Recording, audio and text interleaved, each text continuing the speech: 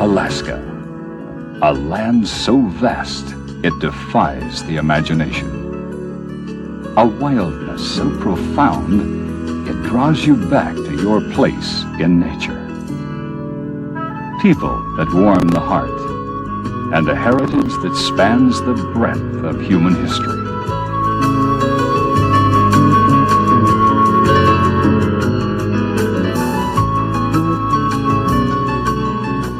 Alaska's every dimension stretches the imagination, from its 30,000 miles of convoluted coastline to its countless unnamed peaks.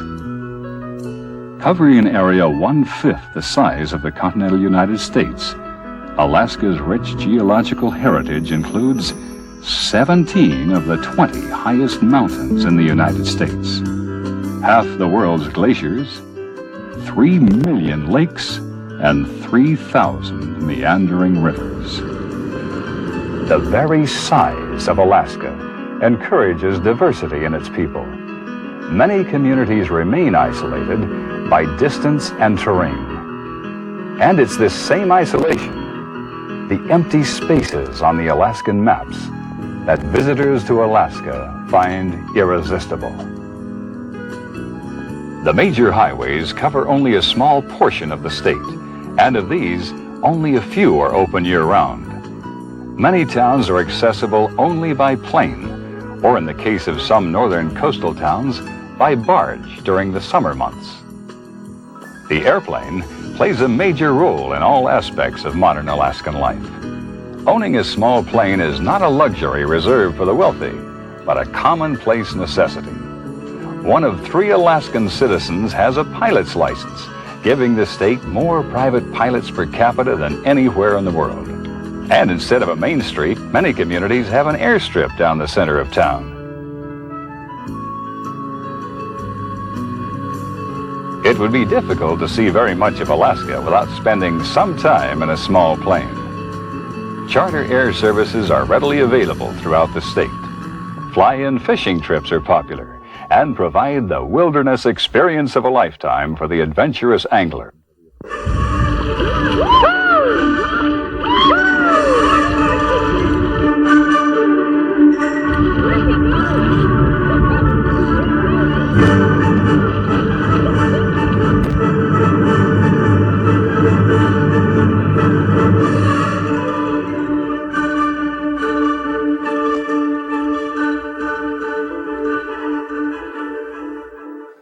Those who prefer to explore the more beaten path find that the Alaskan Railroad offers an equally exciting way to venture into the Alaskan wilderness. The train connects Anchorage with Fairbanks by way of Denali or Mount McKinley National Park, and is one of the most popular ways to see the park. The station is just a few yards from the Denali Park Hotel, which is itself built around old railroad cars. Since passenger cars are no longer allowed into the park, the train provides a viable alternative for travel to and from Denali. From the hotel, free shuttle buses commute in and out of the park on a regular basis. South of Anchorage, the Alaskan Railroad serves the stretch along Turnagain Arm to Portage and the fishing village of Seward. But trains and planes are not the only form of transportation used by Alaskans. Dog sleds, once the most comfortable and fastest way to get around in Alaska, have been replaced by the three-wheelers and snowmobile. But the dog remains an integral part of Indian and Eskimo culture. In nearly every native village, there are racks of salmon drying in the sun, the traditional form of dog food for the dog sled teams. Dog sled racing is Alaska's official state sport, with major races taking place throughout the winter and spring seasons. The world's longest dog sled race, the Iditarod, follows the same grueling 1,000-mile trail that once provided the only overland access across the interior to Nome. Today, this great land can be traversed by glass-domed railroad cars, luxury cruise ships, and the ever-popular ferries plying the marine highway.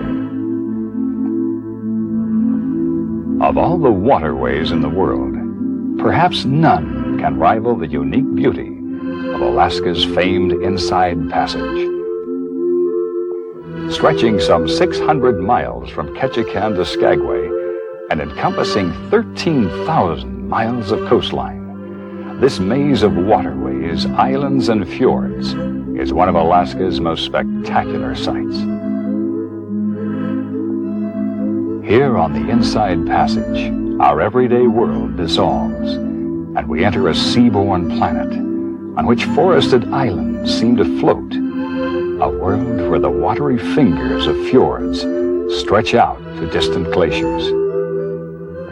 It's a world where a passing bird may be a seagull, or it may be a bald eagle, where whales and porpoises break the calm of a horizon of merging sea and air.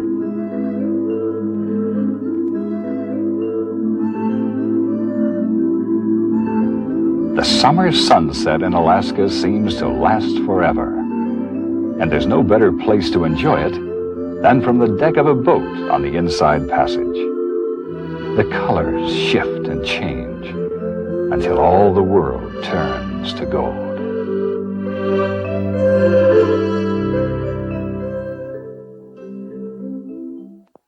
The town of Ketchikan is the first in a string of Alaskan communities accessible only by sea or air. Although Ketchikan almost never sees snow or ice, it is one of the rainiest places in North America, averaging some 154 inches of rain per year. Despite the rain, Ketchikan is a popular vacation spot, due in part to its outstanding sport fishing and its close proximity to the lower 48. Years before the present town was here, this was a fishing camp for Haida and Tlingit Indians, who left a visible legacy of their proud culture. These mysterious, awe-inspiring totem poles, combining both human and animal forms, are genealogies, stories of family deeds. A symbolic record of a non-literate people, they demonstrate the Indian belief that man is involved in a deep kinship with nature. The totemic animals, the raven, the bear, the shark, the wolf, and the eagle, are not just animals, but true relatives on this earth.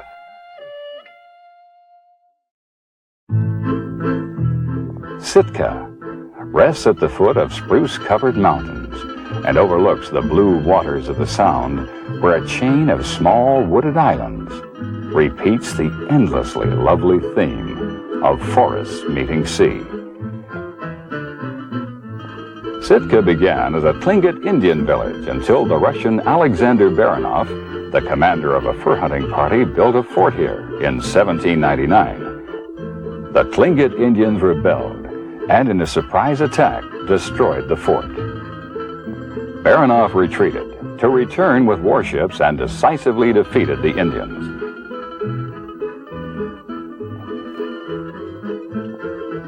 Baranov then built a castle on this hill, but only the cannon remains today. Sitka soon became a flourishing town. It was here that the Russian flag was lowered in 1867 when the United States bought all of Alaska from Russia for the then outrageous price of $7.2 million, less than 3 cents an acre. Sitka became the capital of the new territory until the early 1900s, when it was moved to Juneau. Timber, fishing, and government keep Sitka thriving, and tourism is growing.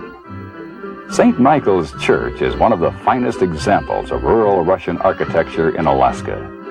When this 150-year-old building burned down in 1966, the people saved the doors and priceless icons and rebuilt the church exactly. This stately building is the first of 5 homes the state of Alaska has built for its older citizens. The Old Pioneers' Home honors the original settlers of Alaska, and the statue of the Old Pioneer was modeled after Skagway Bill Fonda. The Sheldon Jackson Museum houses an excellent collection of antique and modern Indian artifacts and totem poles. In its own way, this native art is a forceful and graphic history of the events that shaped the region. Nearby, Sheldon Jackson College operates a salmon hatchery, which visitors can observe from viewing platforms. Beyond the hatchery, the yacht harbor lies nestled in a beautiful natural harbor, one of the reasons why Sitka became the first capital of Alaska. In the early 1900s, the swell of gold rush activity moved Alaska's political and economic focus north to the town of Juneau. Juneau is a busy, modern city thrust against a 15,000 square mile ice-capped range of mountains with water on the other side. In Alaska, nature dwarfs human achievement, and yet up against these elemental forces, the people persist and even thrive. Not only do they thrive, they have fun. Juneau still has the rollicking energy of those 2 miners, Joe Juneau and Richard Harris, who discovered gold here in the 1880s. In the 1940s, the mines closed, and government replaced mining as the chief occupation. But Juneau never lost that frontier sense of optimism and excitement. There are, of course, all the modern buildings that one would expect in a state capital, but the real flavor of Juneau is that of the Old West.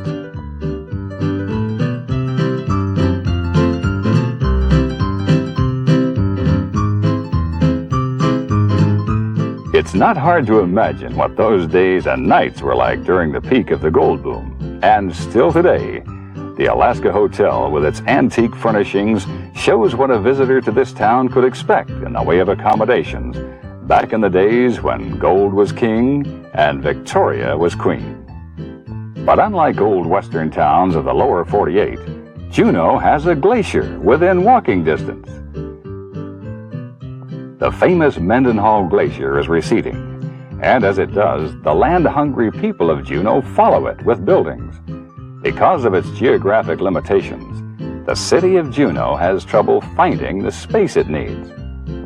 Ironically, it's actually the second largest city in the world in terms of geographical size, but one of the smallest in terms of usable space. It's the capital of the state of Alaska, but a capital without room to grow. In 1974, the people of Alaska voted to move the state capital to Anchorage, but they never voted in the funds for the move.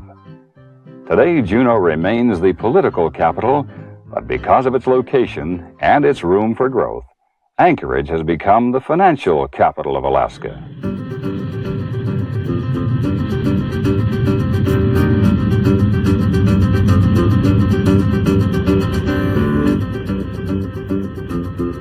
To any big city dweller, Anchorage seems like a small town.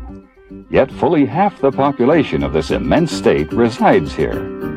This gives you some idea how sparsely populated the rest of the state is. Despite its small size by lower 48 standards, Anchorage has its share of city hustle and bustle.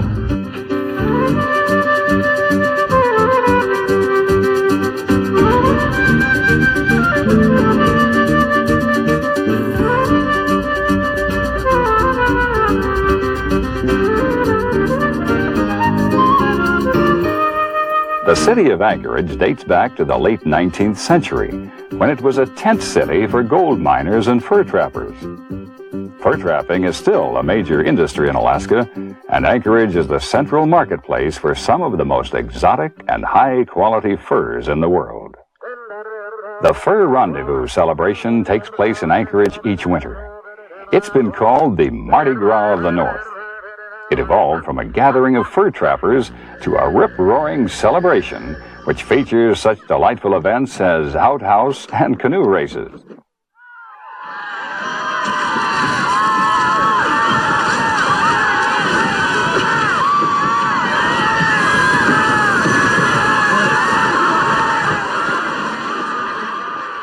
In addition to furs, Anchorage offers unique opportunities to buy native art and craft items from throughout the state.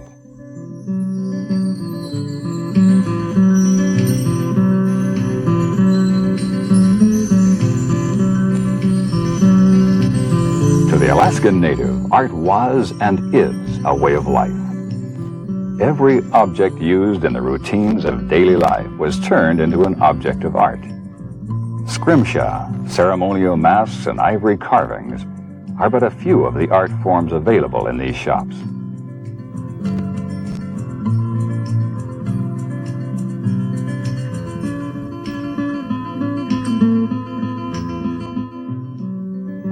One of the more popular day trips from Anchorage follows the Seward Highway along Turnagain Arm, past the Potter Point State Game Refuge on the way to Portage Glacier.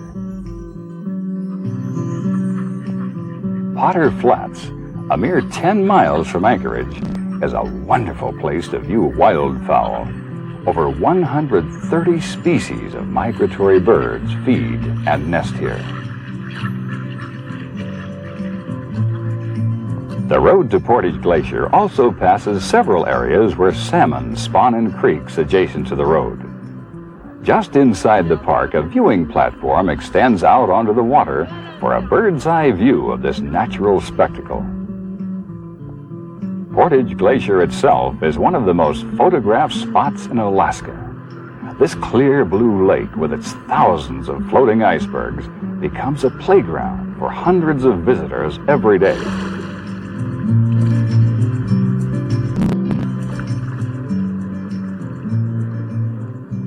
Some 70 miles south of Portage Glacier, the highway and the Alaskan Railroad end at the foot of the Chugach Mountains and the port town of Seward. Seward has been an important connection to the outside world since it was founded in 1903. These pilings are all that remain of the original cannery and port facility after the 1964 earthquake. But the port was rebuilt and stands today as one of the best-equipped fishing ports in the western United States. In addition to its extensive commercial fishery, Seward is one of Alaska's favorite spots for ocean sport fishing.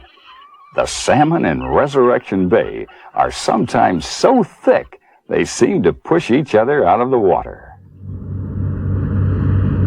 But there's more to do than fish in Seward.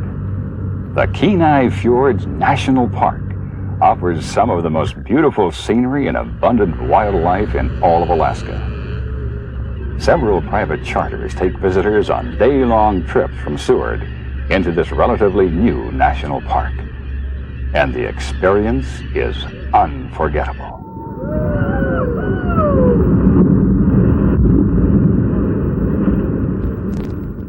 These enchanting fjords, stretching from Seward to the southern tip of the Kenai Peninsula, are the flooded valleys left by the ancient glaciers and provide the ideal habitat for thousands of migratory birds and a multitude of rare and beautiful animals. As the boat rounds the point of each new bay or fjord, a unique and stunning panorama unfolds. Majestic bald eagles nest on the isolated islets left by the weathering of surf and wind. Dramatic rock arches jut out of the azure waters, framing the distant glaciers and echoing the sounds of the surging swells. The playful dolphins can often be seen riding the waves created by the wake of the boat. For For the seals and sea lions, these calm waters provide an ideal calving ground. The only danger they face is an occasional lunge onto the rocks by an aggressive killer whale, a natural enemy to these smaller sea mammals. And then there are the birds, thousands of them.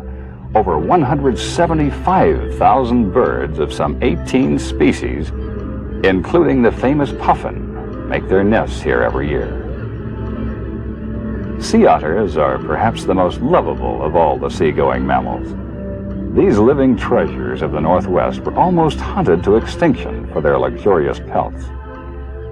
Protective legislation has now increased their chances for survival, at least here in Kenai Fjords National Park.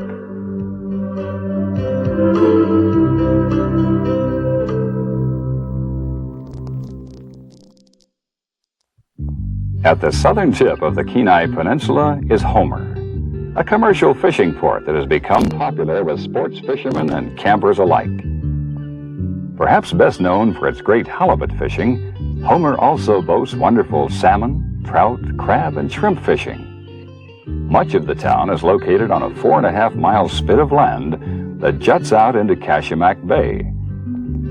On one side of the spit lies the harbor, home of a large commercial fishing fleet and some 80 sports fishing charter boats and hundreds of small private craft.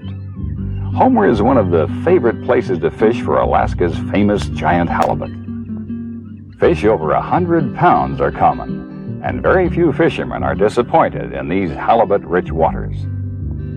The beach across from the harbor provides a clear view of St. Augustine, an active volcano that last erupted in 1986, spewing ash over much of this area. Nearby, the Valley of 10,000 Smokes on the Alaskan Peninsula provides a close look at an area of active volcanic activity. Beginning 100 miles southwest of Homer, this area is the site of a massive volcanic eruption which occurred in 1912.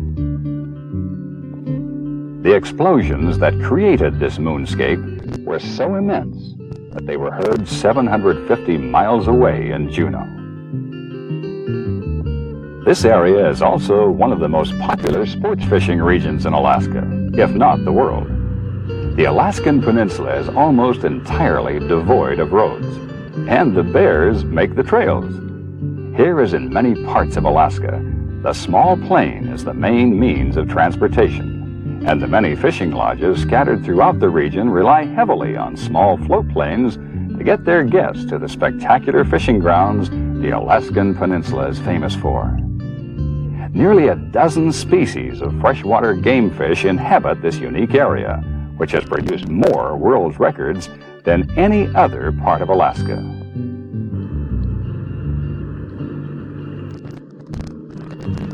The Bristol Bay Basin is home to the largest sockeye or red salmon runs in the world. Each summer, millions of mature salmon averaging 8 pounds migrate back to Bristol Bay tributaries to spawn. Following the call of some ancient instinct, the mature fish swim up their native rivers from the ocean, across the lakes, and into the smallest creeks to the place of their birth. Upon reaching their breeding grounds, the salmon mate, spawn, and then die, leaving their flesh to fertilize this delicate ecosystem. The trillions of eggs spawned on each streambed become a prime food source for predatory fish such as this fat rainbow. Iliamna Lake, the second largest lake in the United States, is the nursery for what are thought to be the largest rainbow trout in the world. Pound for pound, these rainbows put up a better fight than any other game fish.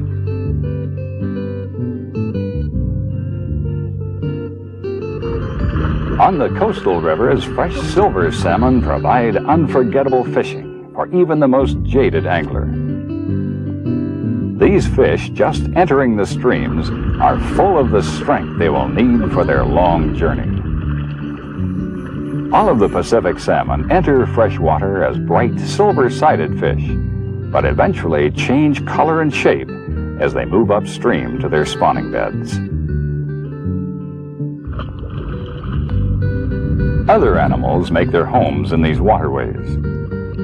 Beavers often change the course of the rivers, and another creature makes his presence known by a network of trails and indentations in the grass. The coastal brown bears are the largest land-living carnivores in the world today. The Alaskan brown can weigh up to 1,300 pounds and can grow to 8 or 9 feet in length. Although they are cousins of the grizzly, the coastal bears are much better tempered and present little or no danger to prudent visitors. During the fishing season, these magnificent creatures are completely preoccupied with eating and scarcely seem to notice their human visitors as they devour fish after fish, storing up to 1/3 of their body weight in rich protein for the coming winter. One of the most popular places to watch the activity of bears in Alaska is here at the Brooks River. This short river is the site of several extensive salmon runs and the predictable return of large numbers of bears each summer.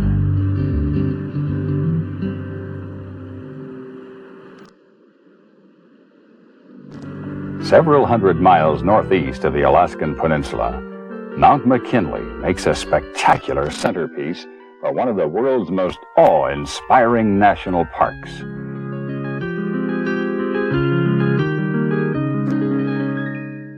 Nowadays, more often called by its original Athabascan name, Denali, meaning the high one, this largest mountain in North America is the proud pinnacle of the 600-mile Alaskan range. Due to its immense size, Denali affects the local atmospheric airflow patterns and actually creates its own weather systems.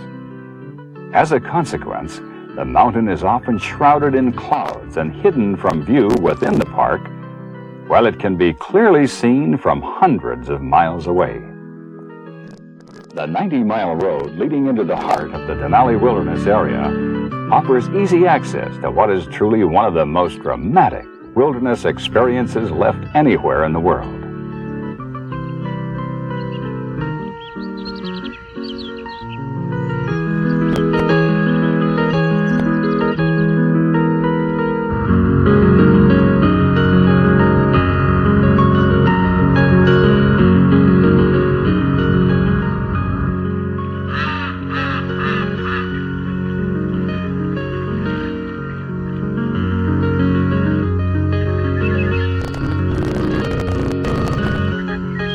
This delicate ecosystem has been protected from the fate of so many of our national parks by a policy limiting traffic into the park to shuttle and tour buses. This restriction actually enhances the Denali experience.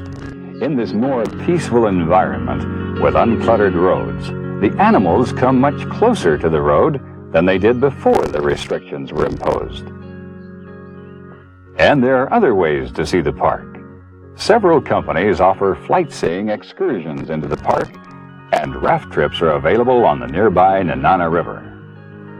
The river trip features Class 1 and 2 rapids most of the year, so there's not much chance of getting wet. A safe adventure that is fun and suitable for the whole family. Alaska's northernmost major commercial center is the town of Fairbanks. Once a booming gold rush town, modern Fairbanks still sits on Alaska's frontier. It's the home of the University of Alaska and a jumping-off point for activities in the roadless north.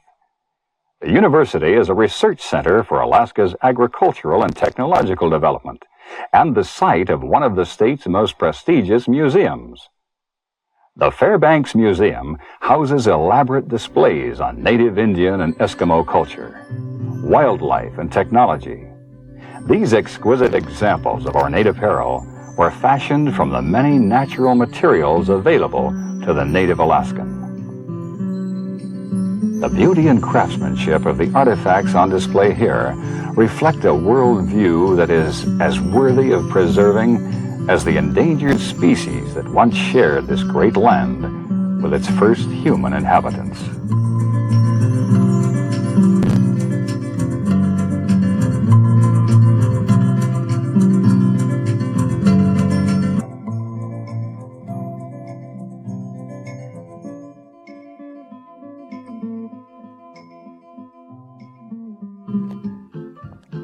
Gold fever still kindles the Alaskan imagination, and nowhere is it more contagious than in Nome. There's still millions of dollars worth of gold trapped in this frozen ground, and there are still quite a few people making a living mining here. In fact, the Alaska Mining Company recently offered to move the entire city of Nome to a nearby location, which it had already worked, just so it could retrieve some of the ore trapped beneath these historic streets. Before 1898, the year the three lucky Swedes discovered gold here, there really was no city of Nome. The following year, gold was discovered in the sands of this beach, and within 2 years, Nome's population swelled to make it the biggest city in Alaska. The miners who built this town were so numerous on the beaches here that they measured their claims by how far they could reach with a shovel. A walk down Front Street in Nome is like a trip back through time to the Old West. Old-time saloons still line the streets, and fur trappers still work the surrounding hills, using Nome as their base. Several Eskimo villages use Nome as their connection to the outside world, but the real world of the Eskimo begins a little further north.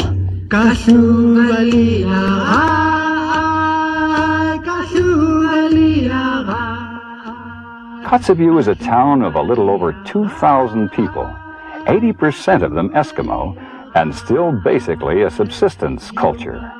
This is a harsh, wild place at the end of the earth, pressed against the cold Arctic Sea. Hunting and fishing are primary sources of livelihood.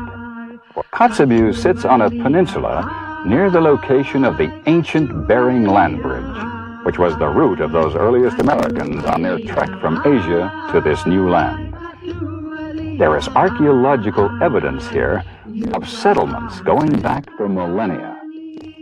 It's this historical perspective that gives the native people of this region the strength to resist the pressures of an imported culture and to preserve their own ways. We've lived in this area for thousands of years. This is an ancient living area for the Inupiaq people. And we've lived in harmony with nature. We've lived pretty much in harmony with ourselves. And we believe that the values that we currently have are going to allow us to continue to live here in harmony with nature and one another. The native people here have a true resource in their own proven traditions. Modern cultural innovations are accepted when they serve a purpose, but there is an increasing awareness that for a hunting and gathering people, the old proven ways work best. Here in this living museum of the Arctic, the elders of the village preserve knowledge of this endangered culture to share with visitors who get an unusual opportunity to observe the native culture.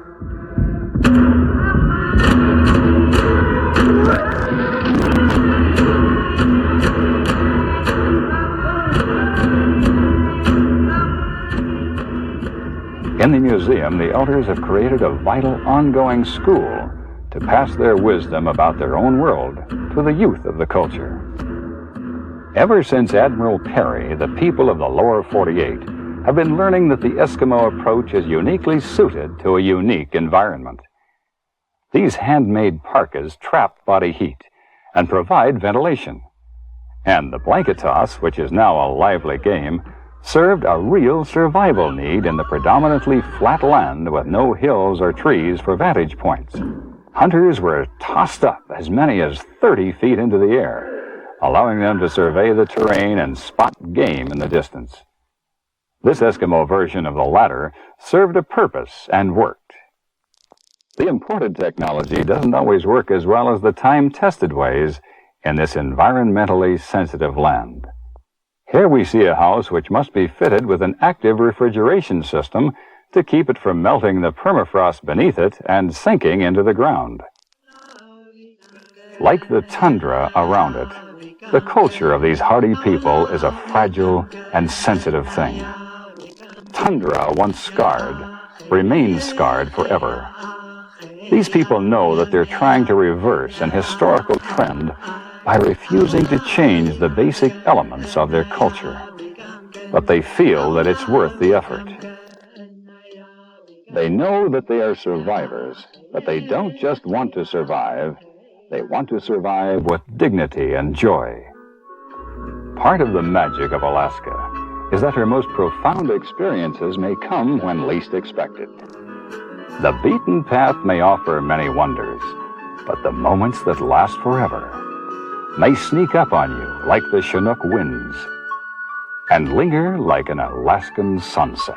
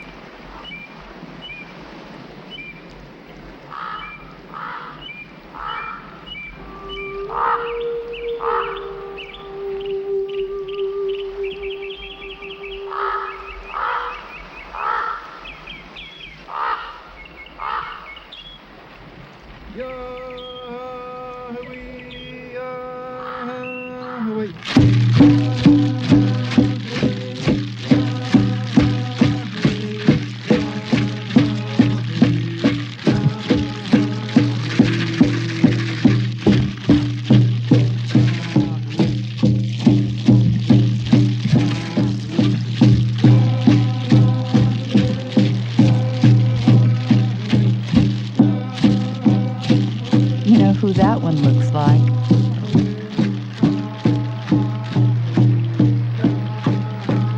Well, they told about the lineage of families and clans of great chiefs. Sometimes they told about events or legends, and sometimes they were made for special events.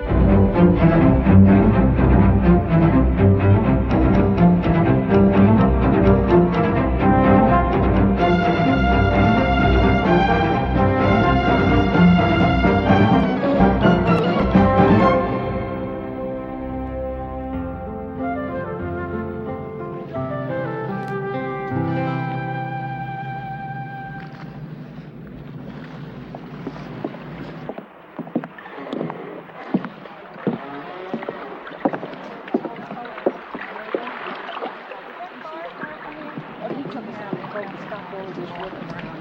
And you look down. Oh, you're on a boat. Yeah, and no, we were in the bus.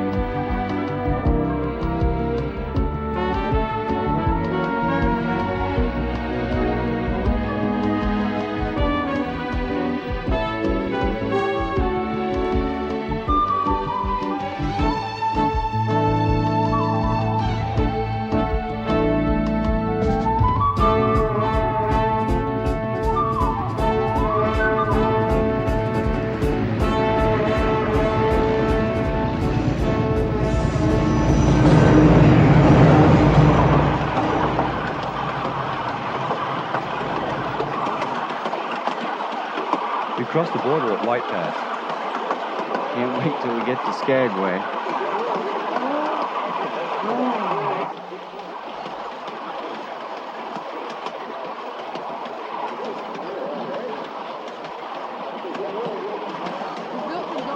Started in 1898 and the railroad was finished in 1900. My grandfather walked over this trail. Can you believe that? Didn't get to rock. Oh, I've got to get a picture of that.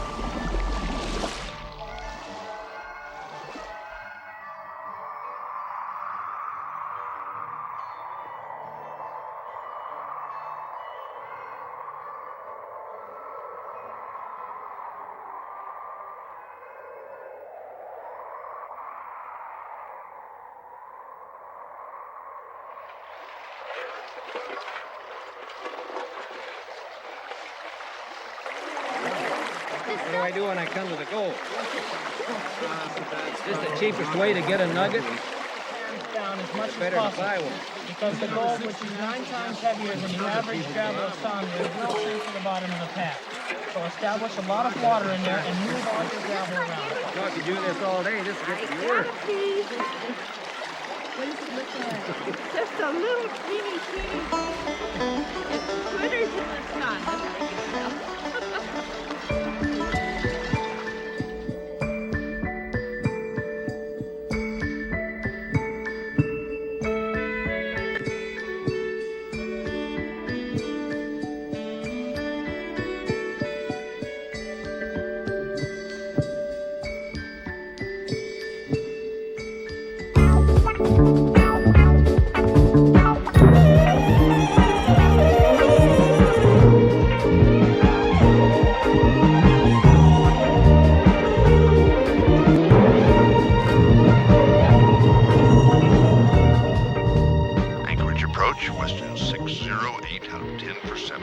Western 608, turn to 150, vector to follow traffic. Wayne 45, you're following a Northwest Orient 747.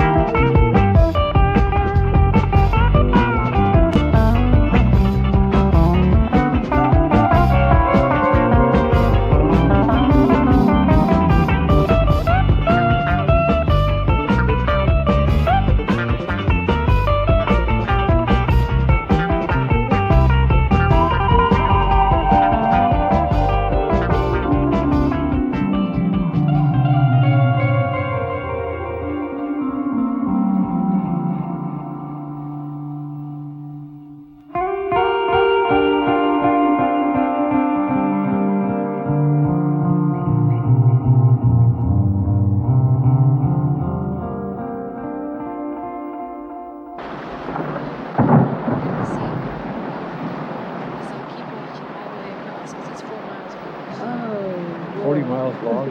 41 miles long. Come in here on a sunshiny day and most of them are white. Like it's because of the diffusion of the light that's in the clouds.